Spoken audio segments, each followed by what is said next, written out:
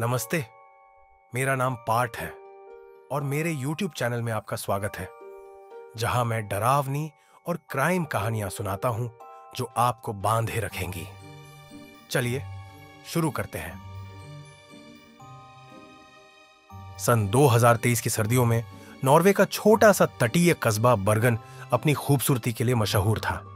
बर्फीले पहाड़ और घने जंगल पर्यटकों को आकर्षित करते थे, लेकिन इस शांत जगह में एक शैतान छिपा था। एरिक हैगन 38 साल का एक स्थानीय गाइड जो नॉर्डिक ट्रेल्स नाम से हाइकिंग टूर चलाता था। गांव वालों के लिए एरिक एक शांत, मददगार इंसान था जो बर्गन की कहानियां सुनाने में माहिर था, लेकिन उसके अंदर एक ठंडा, खतरनाक दिमाग था। उसी दिसंबर में 4 युवा बैकपैकर्स, स्वीडन से लीना, कनाडा से नोआ, जापान से मिया और यूके से टॉम हाइकिंग के लिए बर्गन आए। उन्होंने ऑनलाइन एरिक का टूर देखा, जिसकी रेटिंग 5 स्टार थी। एक स्थानीय कैफे में एरिक से मिलने के बाद उसका दोस्ताना अंदाज उन्हें पसंद आया। एरिक ने फ्लोएन जंगल में 3 दिन के हाइक का वादा किया। वो नहीं जानते थे कि वो एक जाल में फंसने जा रहे थे। पहला दिन शानदार था। एरिक उन्हें खूबसूरत नजारे दिखाता, जंगल की जड़ी बूटियों के बारे में बताता और मिया का टूटा बैकपैक ठीक करने में मदद करता।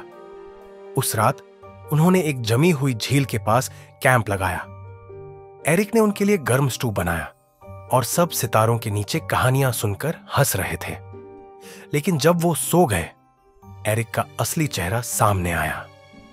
उसने उनके पानी की बोतलों में हल्की नींद की दवा मिला दी थी, जो उसने अपने चचेरे भाई की वेटरनरी क्लिनिक से चुराई थी।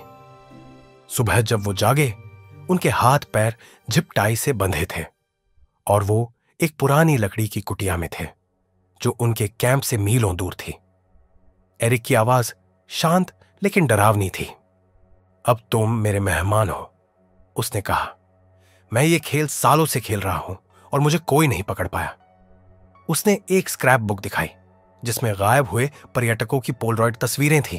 उसके पुराने खिलाड़ी लीना, नोआ, मिया और टॉम डर से कांप रहे थे।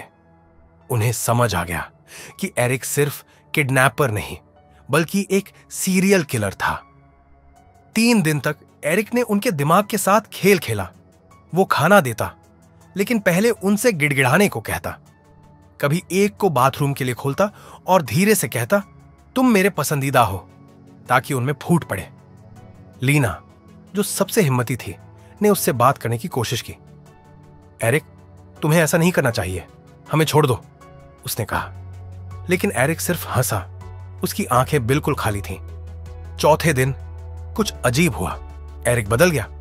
वो खाना नहीं खा रहा था, चुपचाप खिड़की से बाहर देखता रहा। उस रात उसने सबको बिठाया और कहा, मैं इस जिंदगी से थक गया हूं, मैं बदलना चाहता हूं। उसकी आंखों में आंसू थे। उसने उनकी जिप टाई काट दी, एक हाथ से बनाया हुआ नक्शा दिया और कहा, ये रेंजर स्टेशन तक ले जाएगा, जाओ, मैं पीछा नहीं करूंगा। बैकपैकर्स हैरान थे। क्या यह जाल था? वो रिस्क नहीं लेना चाहते थे।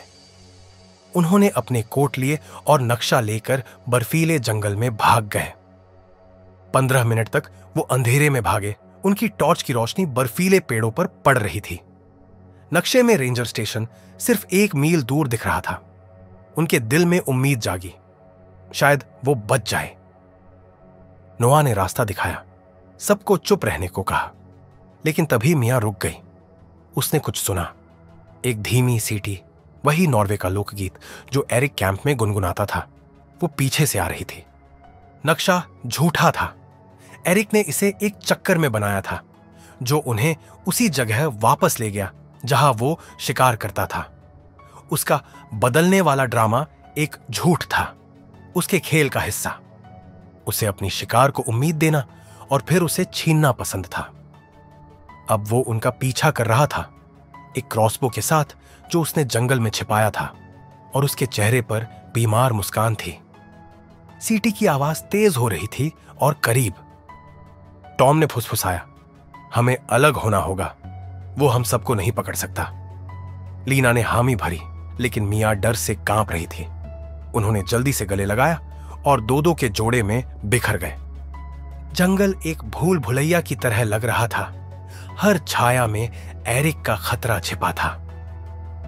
मिया और टॉम एक नाले की ओर बढ़े, उम्मीद में कि वो सड़क तक ले जाएगा, लेकिन एरिक बहुत तेज था। वो अचानक सामने आया और उसने क्रॉसबो से तीर चलाया जो टॉम के कंधे को छू गया। टॉम चीखा और मिया को भागने को कहा। मिया, रुकना मत, वो चिल्लाया। मिया आंसुओं के साथ भागी। पीछे से टॉम की चीखें सुनाई दी। इधर लीना और नोआ को एक पुराना शिकारी मचान मिला। पेड़ पर बना एक छोटा लकड़ी का तख्ता। वो चढ़ गए, छिपते हुए, जब एरिक की सीटी नीचे से सुनाई दी।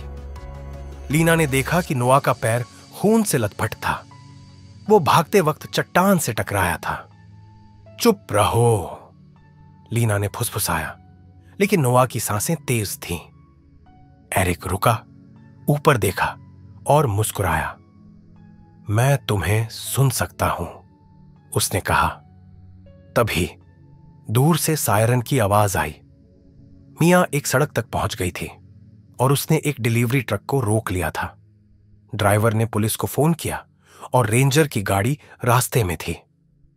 एरिक ने गाली दी। उसे पता था कि उसका खेल खत्म हो रहा था। उसने मचान पर तीर चलाया, लेकिन चूक गया। फिर वो जंगल में गायब हो गया। रेंजर्स ने लीना और नोआ को मचान से सुरक्षित उतारा। उन्होंने टॉम को जंगल में पाया, बेहोश, एक पेड़ से बंधा हुआ। उसके कंधे में तीर का घाव था। एरिक ने उसे छोड़ा था, जैसे अपनी ताकत दिखाने के लिए। पुलिस ने जंगल की तलाशी ली और एरिक के निशान एक जमी हुई नदी तक ले गए। नदी के किनारे उसका क्रॉसबो मिला, लेकिन उसका शरीर नहीं। नदी का पानी बहुत गहरा और तेज था। पुलिस ने मान लिया कि वो डूब गया। लीना, नोआ, मिया और टॉम बच गए, लेकिन वो हमेशा के लिए बदल गए। वो अपने देश लौटे, लेकिन एरिक का डर उनके सपनों में रहा। नॉर्वे की पुलिस ने एरिक को 2020 से 2022 तक गायब हुए 3 अन्य पर्यटकों से जोड़ा, जो उसके टूर पर आखिरी बार देखे गए थे।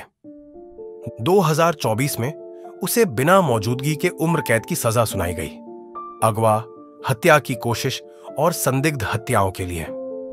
केस बंद हो गया और एरिक हैगन को मृत मान लिया गया। लेकिन 9 महीने बाद कुछ डरावना हुआ। कनाडा में नोआ को एक ईमेल मिला जिसमें भेजने वाले का नाम नहीं था। उसमें सिर्फ एक तस्वीर थी, बर्फीला जंगल और एक पेड़ के सहारे रखा क्रॉसबो। बर्फ पर किसी ने एक स्माइली फेस बनाया था।